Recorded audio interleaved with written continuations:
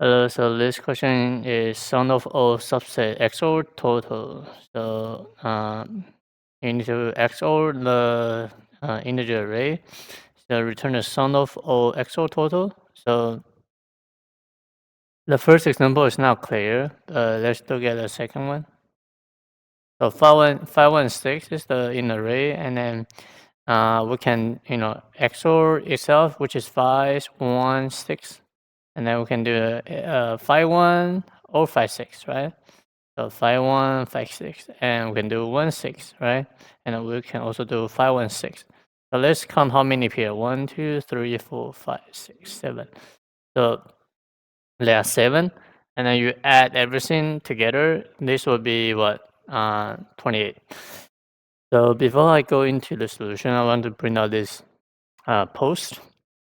So here's it. So here's a diagram. So 516. So index 0 you want to include in 5 and also exclude 5. So let me draw.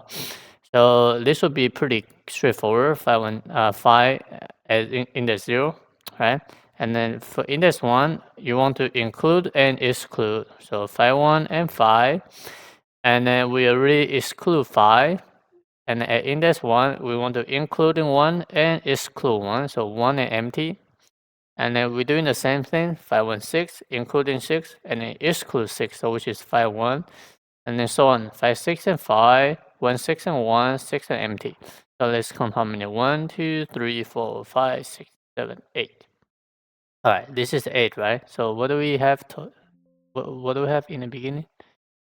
1, 2, 3, 4, 5, 6, 7. We don't count the empty one.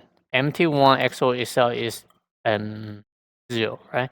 Empty. So let's right here the empty subset has XOR 0, right? So yeah, so it's 7 total. So we want to include and exclude and add everything. So there's the idea behind it. All right. So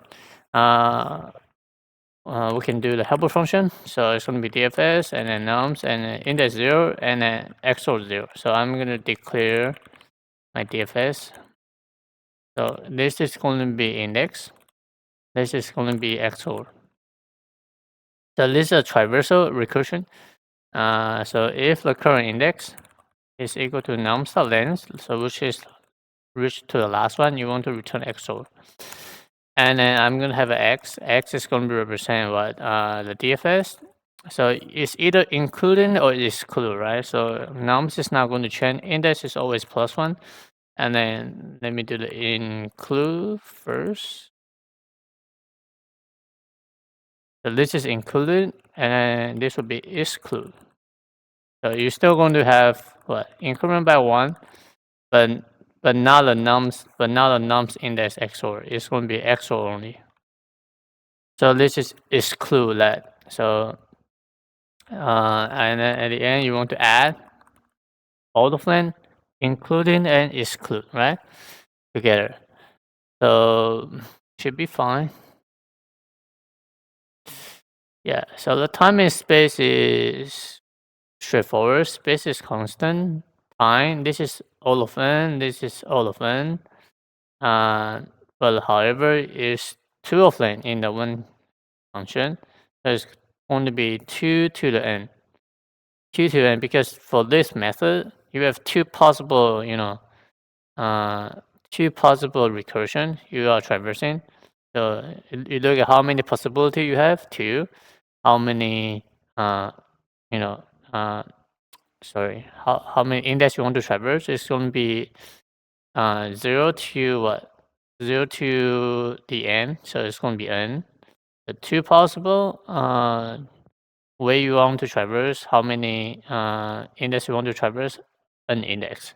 So it's 2 to the n for the time, space is constant. So this is the ideal solution. All right, see you.